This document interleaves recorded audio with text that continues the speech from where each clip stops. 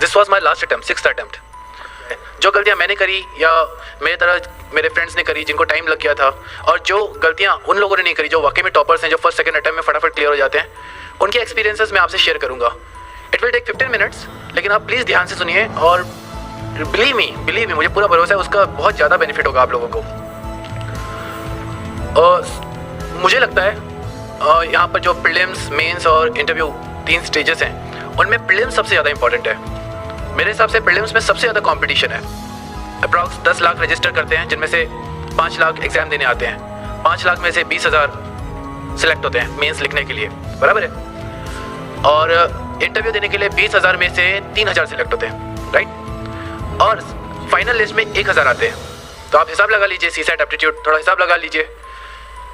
5 लाख में से सिर्फ 20,000, अप्रॉक्स करिए 25 में से एक बच्चा, ठीक है। 20,000 में से 3, बराबर 7 बच्चों में से एक बच्चा। फिर इंटरव्यू में 3,000 में से 1,000 निकलते, यानी 3 बच्चों में से एक बच्चा। यानी अगर हम इंटरव्यू पहुंच जाते तो 3 में से एक तो पक्का ही है, तो चांसेस बढ़ गए ना पास होने के। लेकिन प्रीलिम्स में बहुत कम चांसेस होते हैं। दूसरा ये कि प्रीलिम्स में बच्चे जब फेल हो जाते हैं, जब नापास होते हैं, तो पूरा 1 साल लगता है अगले प्रीलिम्स आने में। लेकिन अगर प्रीलिम्स में पास हो गए तो इमीडिएटली 3.5-4 महीने में मेंस आती है, इमीडिएटली उसके बाद इंटरव्यू आता है। पूरा 1 साल का प्रोसेस कंटिन्यूसली चलता रहता है, तो बच्चे की पढ़ाई चलती रहती है। लेकिन जब प्रीलिम्स फेल हो जाता है बच्चा, तो पढ़ाई छूट जाती है। कोई थोड़ा टाइम घर चला जाता है, कोई रोता रहता है, तो उसमें थोड़ा वो हो जाता है, छूट जाती है, पढ़ाई छूट जाती है। और एक बार पढ़ाई छूट गई, एक बार आप प्रोसेस से बाहर आ जाते हो ना, तो फिर वापस प्रोसेस में आने में ना टाइम लग जाता है। ये बच्चों को रियलाइज़ नहीं होता है। तो मेरा पूरा फोकस ये रहेगा आप सबको बताने का कि प्लीज़ प्रीलिम्स पे फोकस करिए। सबसे ज़्यादा फोकस प्रीलिम्स पे करिए। आप मेंस के लिए द हिंदू न्यूज़पेपर कितने लोग पढ़ते हैं? द हिंदू न्यूज़पेपर यहाँ पे क्या हुआ? पहले तो एग्जाम तो सब दे रहे हैं, कब पढ़ते हैं बच्चे? बाकी के पेपर्स पढ़ते होंगे। फिर न्यूज़पेपर तो पढ़ते ही हैं। मेंस में सबसे ज़्यादा बेनिफिट उसका मिल जाएगा। लेकिन और मेंस में आंसर जब हम लिखते हैं, फॉर एग्जांपल एस्से का पेपर है, तो किसी ने न्यूज़पेपर नहीं भी पढ़ा होगा, उसकी सोच अच्छी होगी, उसका एक्सप्रेशन अच्छा होगा, तो कुछ ना कुछ तो अच्छा लिख कर ही आएगा। वैसे ही एथिक्स के पेपर में लिख कर ही आएगा। इनफैक्ट पेपर 2 और पेपर 3 जो कि पॉलिटी और इकोनॉमिक्स ज़्यादातर हैं, जिसमें उसमें भी आप कुछ ना कुछ लिख कर ही आओगे। एजुकेशन पे अगर कुछ आ रहा है तो आप लिख कर आओगे, हेल्थ पे कुछ आ रहा है तो आप लिख कर आओगे। लेकिन इशू ये हो जाता है प्रीलिम्स में आपको चॉइस ही रहती है, या तो आपको वो चॉइस आ रही है या तो नहीं आ रही है, इधर और ऐसा हो जाता है। तो वहाँ पर डिफिकल्टी बढ़ जाती है। बच्चों को लगता है कि प्रीलिम्स ज़्यादा ईजी है, मेंस ज़्यादा डिफिकल्ट है। राइटिंग प्रैक्टिस करते हैं, लेकिन प्रीलिम्स क्लियर ही नहीं होगा तो क्या कर लोगे उस राइटिंग प्रैक्टिस का, है कि नहीं? तो इसीलिए पूरा फोकस सबसे पहले आप प्रीलिम्स पे लगाइए। It won't take more than 4.5 months, 4.5 महीने से ज़्यादा नहीं लगता है। सर आपको डेफिनेटली बताया होगा सर ने इस क्लासेस में। लेकिन वो ज़रूरी है पहले करें, ताकि हम एक सिक्योर हो जाए कि हम हाँ पक्का प्रीलिम्स पास हो रहे हैं और पक्का मेंस लिख रहे हैं, ठीक है। प्रीलिम्स में 2 चीज़ें बहुत ज़्यादा मायने रखेगी।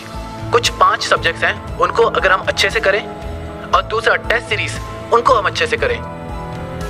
फॉर एग्जाम्पल 5 मैंने बोला था शुरू में कि 5 चीज़ें आप जरूर पढ़ें, ताकि ऐसा ना हो कि बाकी जो लोगों को आंसर आ रहा है, बाकी जो कैंडिडेट्स को आंसर आ रहा है वो हमें नहीं आ रहा है। अगर ऐसा हो गया ना तो पक्का हम फेल हो जाएंगे। हाँ, ऐसा होता है, काफ़ी सारे क्वेश्चन ऐसे डिफिकल्ट आते हैं या कंफ्यूजिंग होते हैं जो काफ़ी बच्चों को नहीं आते हैं, कुछ ही बच्चों को आते हैं। चलेगा बिल्कुल चलेगा, कोई बात नहीं। 20,000 सीट्स है प्रीलिम्स के लिए, प्रीलिम्स पास होने के लिए। ऐसा नहीं होना चाहिए कि जो सबको आ रहा है वो हमको नहीं आ रहा है, या जो एटलीस्ट 20,000 बच्चों को आ रहा है वो हमको नहीं आ रहा है, ठीक है। पॉलिटी सर ने बताया होगा, क्लास में बताया, Laxmikanth is the best book. आप जस्ट नोट डाउन करिए, क्योंकि इसका बहुत बेनिफिट होगा, बिलीव मी, आप भरोसा करिए, ठीक है। पॉलिटी लक्ष्मीकांत में से पढ़िए, आपने क्लासेस की है, अब आप पढ़ सकते हैं।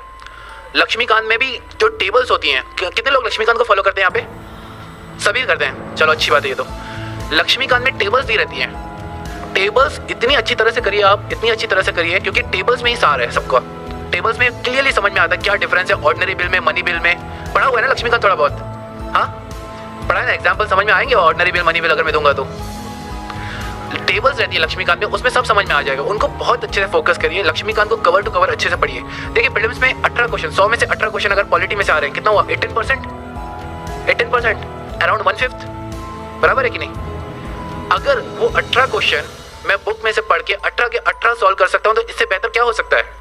हम सारा साल न्यूज़पेपर पढ़ते रहेंगे, करंट अफेयर्स पढ़ते रहेंगे, इंपॉर्टेंट है, लेकिन उनमें से जो क्वेश्चंस आएंगे, आपने इतना सारा पढ़ लिया, रिवाइज एकदम कम किया है, तो सॉल्व नहीं कर पाते। लेकिन लक्ष्मीकांत एक बुक है, उसको बार बार पढ़ने से क्वेश्चंस हम डेफिनेटली सॉल्व कर सकते हैं।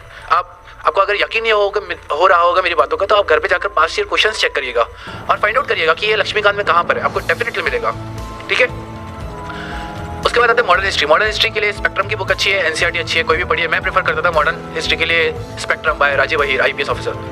वो बहुत बढ़िया बुक है, स्पेशली उसमें हर चैप्टर के पीछे समरी दिया हुआ है। आप उस समरी का जेरोक्स अलग से अपने पास रखिए, बुक में रहने दीजिए, उस समरी का जेरोक्स अपने पास रखिए, उसको बार बार रिवाइज कीजिए, तो आपको एक क्रोनोलॉजी समझ में आ जाएगी। ठीक है, मैं ये आपको इसीलिए बता रहा हूँ क्योंकि देखिए पेप टॉक, जो मोटिवेशनल स्पीचेस हैं, जो आपका मनोबल बढ़ाए, ऐसी स्पीचेस हम देंगे, टॉपर्स देंगे, लेकिन प्रैक्टिकल जो है बच्चे यहाँ से सुन के चले जाएंगे, लेकिन प्रैक्टिकल जब वो पढ़ाई करने बैठेंगे ना, तब उनको बहुत दिक्कत आएगी। तो इसीलिए मैं आपको डायरेक्टली वही बता रहा हूँ जो आपको इस एग्जाम में सबसे ज़्यादा फायदा देगा। ठीक है, मॉडर्न हिस्ट्री के लिए आप स्पेक्ट्रम करें, मेरे हिसाब से वो बहुत अच्छी है। अगर 7-8 क्वेश्चन आते हैं तो डेफिनेटली 8 में से 6 उसमें से हो ही जाएंगे, अच्छे से पढ़े तो। ओके, फिर आता है एनवायरमेंट। एनवायरमेंट के लिए 12th क्लास की बायोलॉजी की एनसीईआरटी जो है, उसका एक सेक्शन है इकोलॉजी, वो करें। अगर वो नहीं करना है लोगों को, तो आईसीएसई की 9th और 10th की किताब आती है, वो करें। इन दोनों में से कोई भी कर लिया, एटलीस्ट बेसिक एनवायरमेंट अच्छे से होगा।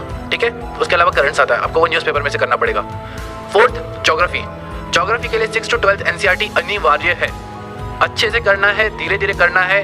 उसमें जो कि किसने देखी ना, अब बच्चों आपने देखी होगी 6th और 7th की एनसीईआरटियाँ देखी हैं कि सीधा 11th 12th की उठाते हो। 6th और 7th की उसमें वो बंटी बबलू वो कार्टून फिगर्स रहते हैं, वो क्वेश्चन पूछते हैं। कभी उन क्वेश्चंस पे ध्यान देना, वो क्वेश्चंस बहुत इंपॉर्टेंट रहते हैं। वो आपकी एक थॉट प्रोसेस डेवलप करेंगे कि यार ये क्वेश्चन हमने क्यों नहीं सोचा, पर वो आपको सोच के दे रहे हैं ताकि आप उस पर सोचें और फिर आंसर निकालें। और आप बिलीव नहीं करोगे, आप क्वेश्चन देखोगे ना यूपीएससी में, उनमें से क्वेश्चन है, आप बिलीव नहीं करो, आप एक बार चेक तो करिए जाकर। ठीक है, तो ज्योग्राफी की 6 to 12 एनसीईआरटी जरूर करेंगे, यानी जरूर करेंगे। ठीक है, मैपिंग पे ध्यान देंगे आप। मैपिंग पे आजकल 8 क्वेश्चन आ रहे हैं, 8 क्वेश्चन बहुत मायने रखते हैं। और मैपिंग एक बार पढ़ा हुआ है तो इमीडिएटली अगर याद आ गया, एशिया में सीरिया कहाँ पर है, म्यांमार कहाँ पर है, कैसे जुड़े हुए हैं, ठीक है, स्पेशली एशिया का मैप, तो फटाफट क्वेश्चन सॉल्व हो जाएंगे। तो मैपिंग एशिया पर ज़्यादा फोकस करेंगे, India as well as Asia. ठीक है, के सिद्धार्था की बुक आती है वर्ल्ड मैप पे, और प्रेम पटेल की बुक आती है इंडियन मैप्स पे, वो आप रेफर कर सकते हैं, मैपिंग ईजी हो जाएगी। ठीक है, 5वां इकोनॉमिक्स। इकोनॉमिक्स में शंकर गणेश IRS ऑफिसर है, उनकी बुक है। स्पेशली जो इंजीनियरिंग बैकग्राउंड से नहीं है उनके लिए शंकर गणेश बहुत अच्छी है। जो इंजीनियरिंग बैकग्राउंड से है, मैं उनको कहूँगा Ronaldo.org पे वीडियोस है, या सर की क्लास में बढ़िया हो जाता है, कहीं पर भी आप पढ़िए। इकोनॉमिक्स बहुत इंपॉर्टेंट है, इकोनॉमिक्स में से काफ़ी क्वेश्चन आते हैं, 15 क्वेश्चन आ जाते हैं। तो मैंने क्या सब्जेक्ट्स बताया, मैंने 5 सब्जेक्ट्स बताया आपको, polity, history, economics, environment and geography. कुछ भी हो जाए, आप पहले ये 5 सब्जेक्ट अपने हाथ में रखिए, ये बेसिक सब्जेक्ट्स हैं। ये अगर नहीं आ रहे हैं तो हम पक्का फेल हो जाएंगे, बाकी आए नहीं आए ठीक है, ये नहीं आ रहा है पक्का फेल होंगे। तो ये 5 सब्जेक्ट अच्छे से करिए।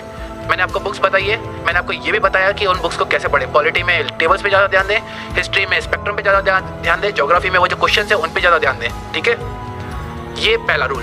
दूसरा रूल है टेस्ट सीरीज। टेस्ट सीरीज इतनी ज़्यादा ज़रूरी है, बहुत ज़्यादा ज़रूरी है। काफ़ी बार हम ओवर कॉन्फिडेंट हो जाते हैं या फियरफुल हो जाते हैं। ऑस्ट्रिच देखा, ऑस्ट्रिच एक बर्ड रहता है, ऑस्ट्रिच चलता है, लेकिन अगर उसके सामने कुछ भी बड़ा जानवर आ गया जिससे उसको खतरा है, तो आपने वो मुंडी, क्या बोलते हैं, छचंदर, क्या बोलते हैं उसे, चतुर्मुर्ग, क्या बोलते हैं सर हिंदी में ऑस्ट्रिच को, चतुर्मुर्ग, हाँ वो, हाँ वही, वो मुंडी घुसा देता है, डर, ये डर गया अंदर। ऐसा नहीं करना है, ये जनरली बच्चों में मैंने देखा है, मुझ में भी था, बिलीव मी। टेस्ट कब देना है यार, एक बार पूरा बुक कंप्लीट हो जाए, एक बार पढ़ लो, उसके बाद टेस्ट देना है। ये प्रोक्रेस्टिनेशन, ये वो हम ना पोस्टपोन कर दें चीज़ें, क्योंकि हम डरते हैं, हमें डर लगता है। लेकिन मैं आपको बोलूँगा, आप टेस्ट सीरीज आज से, स्पेशली 2016 में दे रहे हैं, आज से रोज़ 30 क्वेश्चन तो एटलीस्ट करिए, पास्ट ईयर पेपर में से करिए। सर के सिनर्जी की टेस्ट सीरीज लीजिए, insightonindia.com के मार्केट में टेस्ट सीरीज अच्छे अवेलेबल है, वो कम से कम 30 क्वेश्चन करिए। 30 क्वेश्चन रोज करोगे ना, तो समझ में आ जाएगा कि गलती कहाँ पर हो रही है, और ज़मीन पे रहेंगे, हवा में उड़ जाएंगे। नहीं तो यार पॉलिटी लक्ष्मीकांत पूरा बुक हो गया, 2 बार 3 बार हो गया यार, हो गया बस मेरा। तेरा कितनी बार हुआ यार, मैं तो कंप्लीट नहीं हुआ है। बुक कंप्लीट करना डजंट मीन कि आपका सब्जेक्ट कंप्लीट हो गया। टेस्ट में अच्छे नंबर आना, उससे पता चलता है कि आपका सब्जेक्ट कंप्लीट हुआ है कि नहीं वाकई में। ठीक है, तो आज 2 रूल आप जरूर यहाँ से सीख कर जाएंगे। एक तो वो 5 बुक्स या 5 सब्जेक्ट जो मैंने बताए, आप बिल्कुल उन बेसिक बुक्स पे फोकस करेंगे। और दूसरा, जो टेस्ट सीरीज है, आज ही आप जो भी टेस्ट सीरीज है अच्छे लगाएं। अगर नहीं लगा पा रहे तो उनके पेपर्स अपने पास अरेंज करें कहीं से भी, और रोज 30 क्वेश्चन तो एटलीस्ट मिनिमम 30 क्वेश्चन करें, क्योंकि कुछ 80, 75, 80 दिन बचे हैं। अगर थोड़े ज़्यादा दिन होते तो मैं बोलता कि 10, 15, 20 करिए, तो थोड़ी ज़्यादा करिए। 2016 वाले, 2017 वाले आराम से 20-20 कर सकते हैं रोज, ठीक है। ये 2 चीज़ें। उसके अलावा मैंने बताया आप एक ही चीज़ को बार बार आप रिवाइज करेंगे, बार बार रिवाइज करेंगे ताकि अर्जुन जैसा फोकस आ जाएगा।